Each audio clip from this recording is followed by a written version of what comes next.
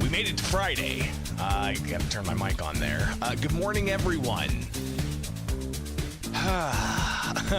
Thought I was going to be off on Memorial Day, but the Illinois Senate is going to come in Monday evening, a so-called get into town day, so that they can finish out the week strong, I guess, next week. So it is the Friday before Memorial Day. Happy Memorial Day to you and your loved ones and those who have fallen in service to this country. Hopefully you're able to enjoy the holiday weekend. We've got some weather that could be hitting some places, so you might want to keep an eye out for that. But obviously, the legislature, each and every year, I think my Memorial Day weekends have always been chaotic. For the past decade, I've been covering the State House, just because that's when they get ready to end session, May 31st every year. They don't have to do that. They could schedule session to end, May 15th and get all their work done before then. But regardless, the Constitution says you have to pass legislation by May 31st with simple majorities. After that, you have to have super majorities to get things across the finish line. But what we're going to do today is just review some of the conversation from yesterday and what to expect moving forward. So it's right here with Illinois in Focus Daily, each and every weekday morning. I won't be live Monday morning, but we'll be back Tuesday morning with whatever the Senate does Monday evening. They do have themselves scheduled to come in at 4 o'clock Monday evening. But the House, anticipating they're going to come back Tuesday. So they're in all next week until the May 31st deadline. So we've got that to look forward to all next week. But I won't be doing a live program Monday morning, just heads up. But I do want you to go to thecentersquare.com, where you can get the newsletter. Each and every weekday morning, we'll send you headlines. You can see just what's in Illinois, or you can get national headlines and even certain topics you're interested in. But you can also get the podcast here. Just search Illinois in Focus, and you'll be able to find that wherever you get your podcasts. So make that happen. Coming up, we're going to talk about some legislators talking and reacting about the federal big, beautiful bill that passed yesterday morning and what kind of impacts it could have on Illinois, including taxation and non-citizen health care coverage and more. But then we also have to talk about the costs of settlements in Chicago and how much that's actually impacting taxpayers when it comes to the city settling things, like, for instance, police misconduct allegations. $160 million is what they've spent so far, and it's only May this year. So we'll talk about that as well. It's right here with Illinois in Focus Daily. I'm Greg Bishop. Like, subscribe, hit that notification bell. Wake up with us each and every weekday morning as we break things down for you here in the land of Lincoln. You can follow me anywhere. Just search Bishop on Air.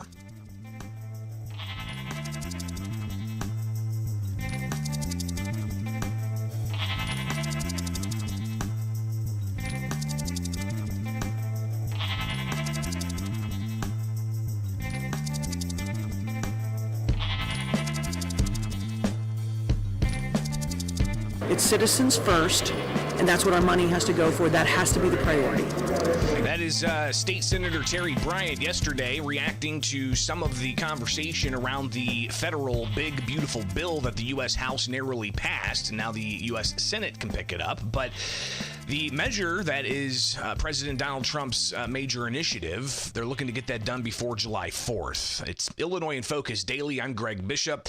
We're going to look at just a little bit of the reaction of what could be the final outcome of the big, beautiful bill, so to speak, and just a couple of aspects of it. And in particular, this quick flash here we've got as the Senate works on their side of it. We'll see what ultimately comes out in the wash at the end, but the federal budget impacts the state budget. The federal budget impacts Illinois taxpayers as well. So it's important to kind of see how that's going to interact with whatever state legislators are doing at the state capitol. So Thursday morning, we hear the U.S. House passes the big, beautiful bill, Donald Trump's key initiatives, extends the 2017 tax cuts that he had for his first term. It does also things like no tax on tips, no tax on vehicle financing, no tax on overtime. So, I mean, all of these different initiatives that the president campaigned on seems to be working its way into the bill.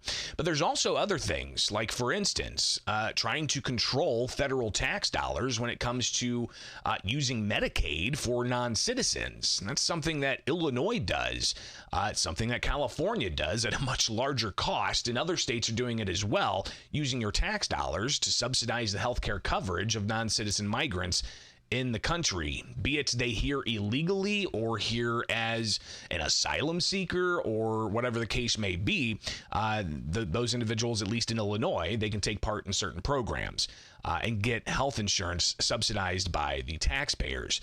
So we've had this program in place in Illinois, but now with this, quote, big, beautiful bill, those dollars from the federal government could be going away, which would mean a higher cost for Illinois taxpayers.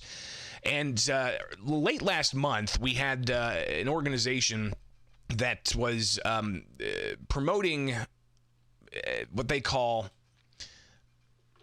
progressive revenue, and they talked about how they need to do all they can to help the migrants community in Illinois.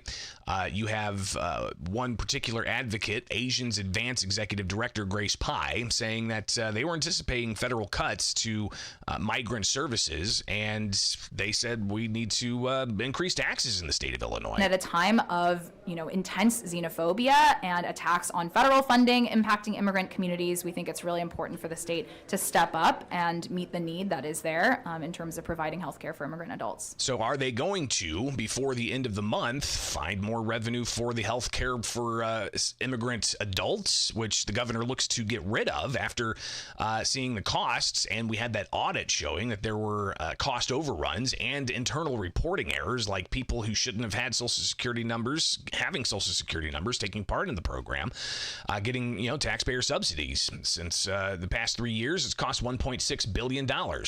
So what if this big, beautiful bill from the federal government, Trump's initiative, goes through and limits those tax dollars coming to Illinois to pay for non-citizen health care coverage? Well, the Kaiser Family Foundation found that it could mean over the next 9 years, Illinois could be on the hook for $10 billion in such costs.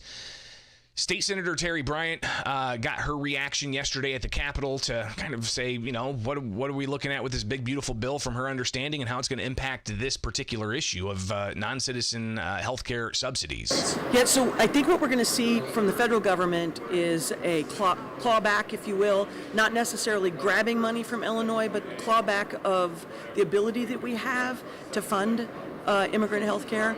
And in particular, I've been super opposed to illegal immigrant health care because I think we should put our citizens first. So in this case, the federal government looks like they're going to be saying, you can do it if you want to, but you'll be paying for it yourself, which once again pushes it back on the Illinois citizens to pay for illegal immigrant health care. And that should not be a priority for Illinois. Our citizens should be our priority. So you've got Bryant talking about the citizens of Illinois should be the priority, not non-citizens living in Illinois. Governor J.B. Pritzker posted on X before the vote on the big, beautiful bill.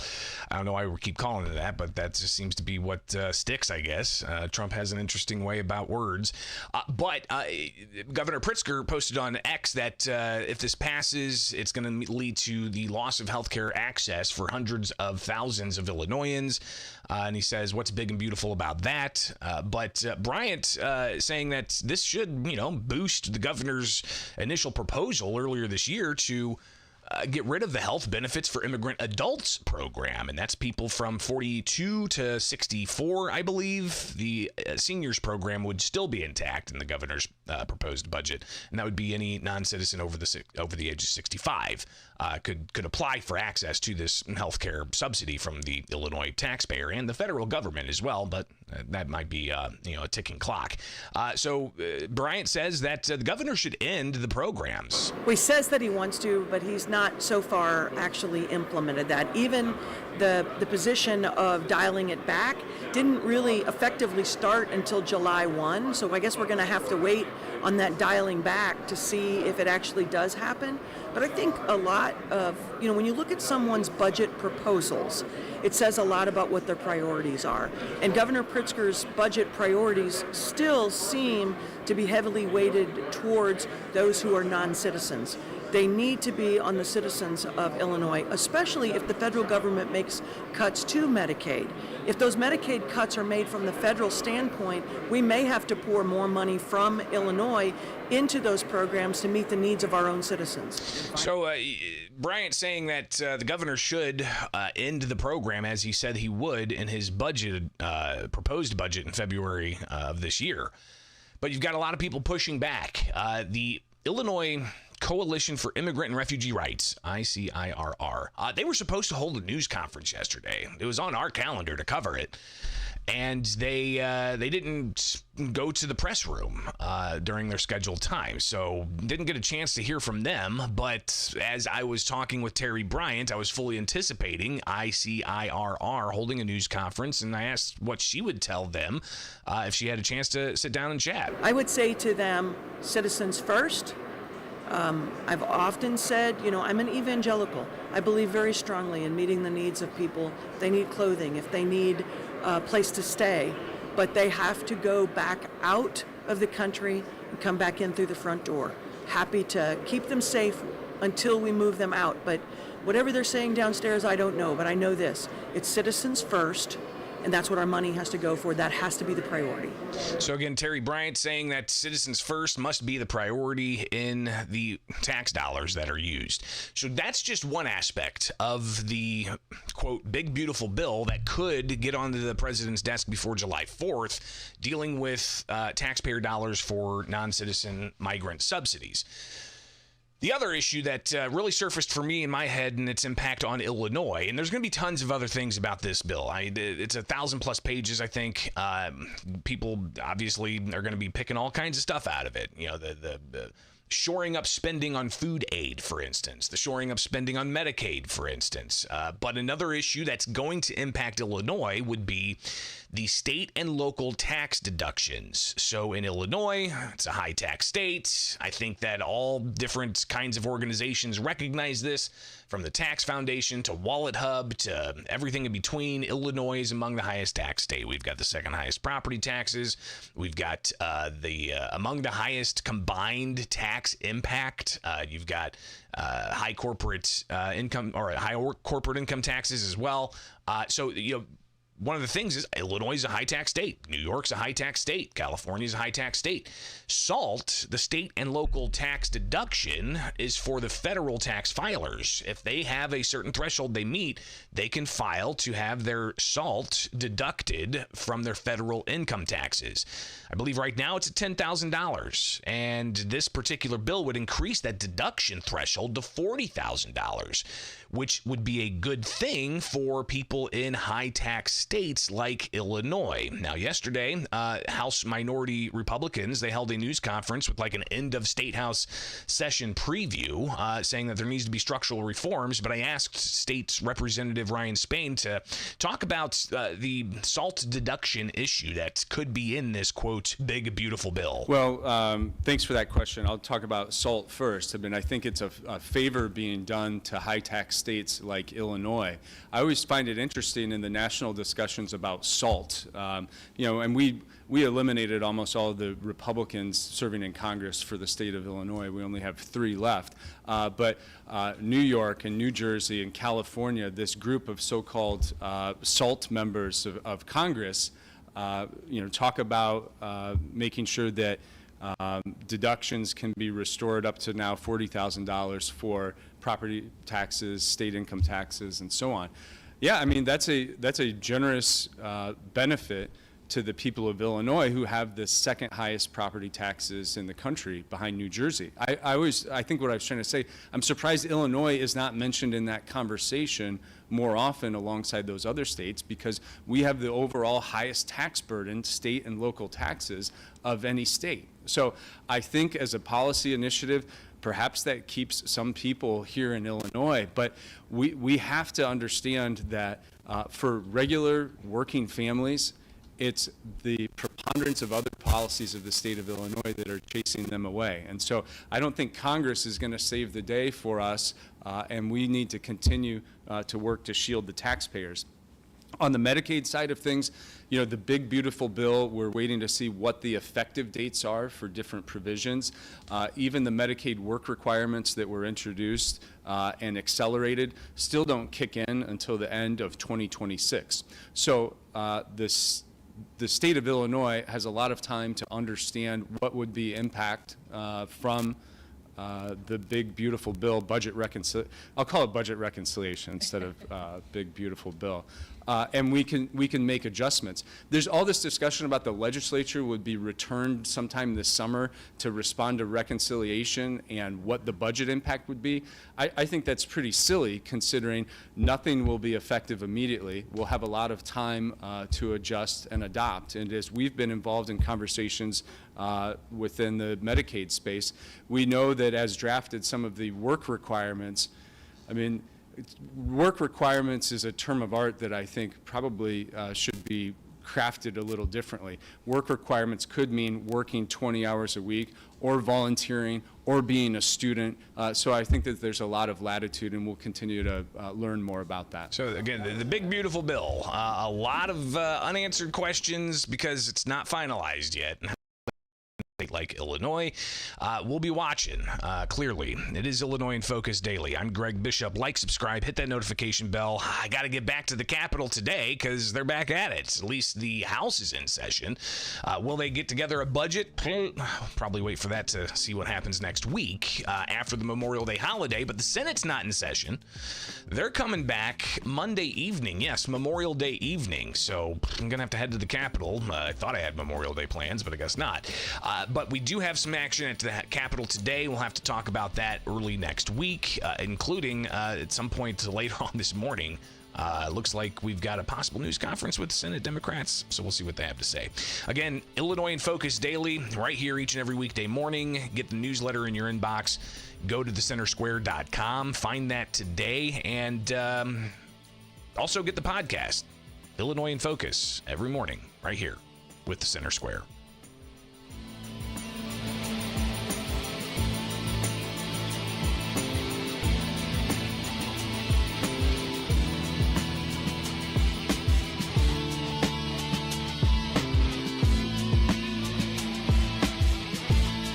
City of Chicago blowing their budgets on settlements, having to approve tens of millions of dollars more, and they say more could be coming. It is Illinois in Focus Daily. I'm Greg Bishop. Like, subscribe, hit that notification bell. Taxpayers getting hit with continued settlement payouts. Go to thecentersquare.com. Not only will you be able to find the latest headlines, you can also get the newsletter, and you can donate as well. We're a nonprofit newswire service, and we definitely are driven by your donations. So go to thecentersquare.com. All right, so Jim Talamonte, our Chicago reporter up north, he covers what's going on in Chicago, and saw this, that they're approving and already approved $77 million for lawsuit payouts. So let's read through this a little bit. Chicago government officials have agreed to pay out nearly double the amounts they budgeted for lawsuit settlements this year. The city's taxpayers now expected to foot the bill for more than $77 million in additional lawsuit settlements, pushing the total just for 2025 to $160 million. Now, Chicago Mayor Brandon Johnson's administration only budgeted $82 million for the year.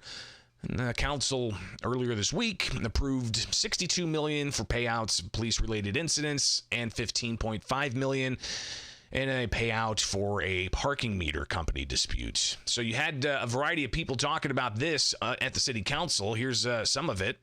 And it has to stop. Also, we'll hear from the city's corporation council. So let's see what the debate's about. This has to stop, people. It has to stop. It's a two-way street. It can't be a one-way street. Only we could lose, but you could win. That ain't right, okay? This is a sad situation. Where was her family? Her family didn't take her in. She didn't live with her own family, okay? She refused. She didn't want to go with the police. I don't know what more we could have done. It was a weird thing. I mean, you see somebody out on the street in her robe and no shoes, okay? You refuse a ride.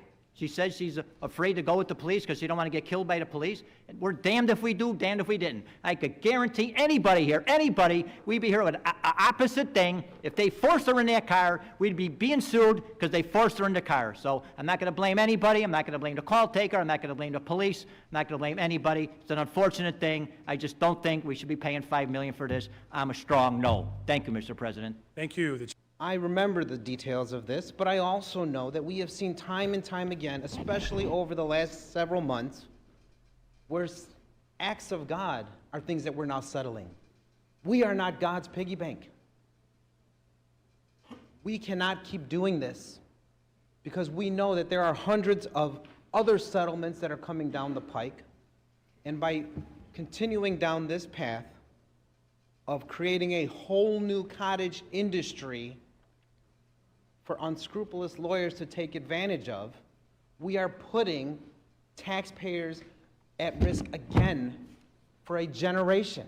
Settlements are a difficult subject for the alders, and we get that.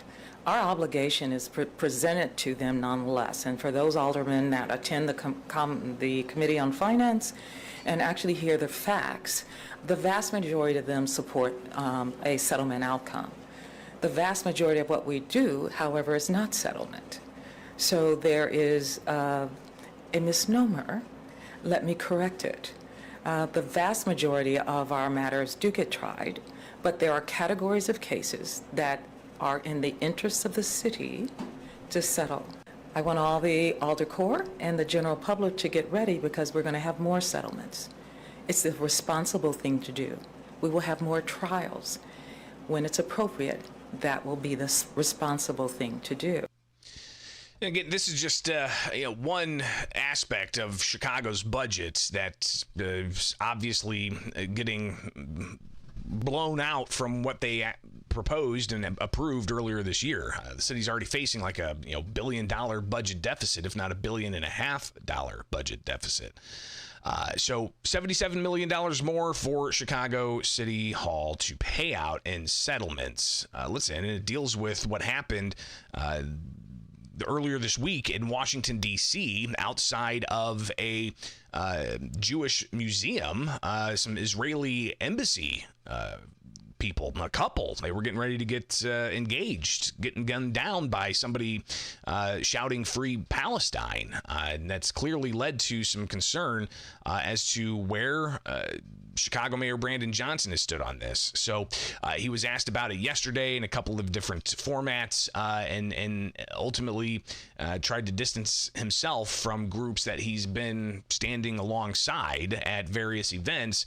Saying that he's focused on workers' rights and civil rights. That's what, like for instance, standing at a May Day event alongside an activist group that the accused shooter, who's from Chicago, was part of in Chicago, and Johnson distancing himself from that as well. So a lot of things going on in Chicago that I think are clearly making some national headlines, and it's important that we just touch on it here on Illinois in Focus Daily. I'm Greg Bishop. I got to get out of here and get to the rest of the week so that I can get to the weekend and prepare for what's going to be one heck of a week next week. All right, so be sure to like, subscribe, hit that notification bell, and wake up with us each and every weekday morning here with Illinois in Focus Daily.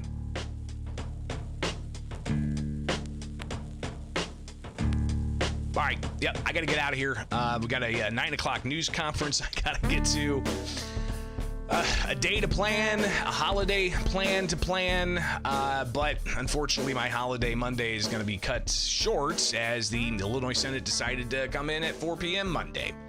It's not just the media that are going to have to be there to cover it, it's also their staff that are going to have to be there to get their computers turned on so they can vote in the Senate chamber. They'll get their travel, they'll get their per diem, and then they'll come back for the whole rest of the week where the House will also come back. We're going to possibly find out more about the budget details midweek next week. It's going to be long days and long nights. So if I have bags under my eyes next week, or my hair's a little disheveled and I'm not necessarily fully dressed to the tilt, just know that it's because long days are ahead. All right, but this is where the rubber meets the road, and we'll be keeping you posted on what's going on with your tax dollars here in the land of Lincoln. Subscribe today. Follow us on X, The Center Square. Go to thecentersquare.com. Get the newsletter. Get the podcasts. And if you are up at 8 o'clock in the morning, you can join us live and check out the live chat room. Pretty lively bunch in there. Have a great weekend. Happy Memorial Day. Mad props to all of those and their families who lost their lives in service to this country. We'll see you back here next week. I'm Greg Bishop. Have a great Memorial Day weekend.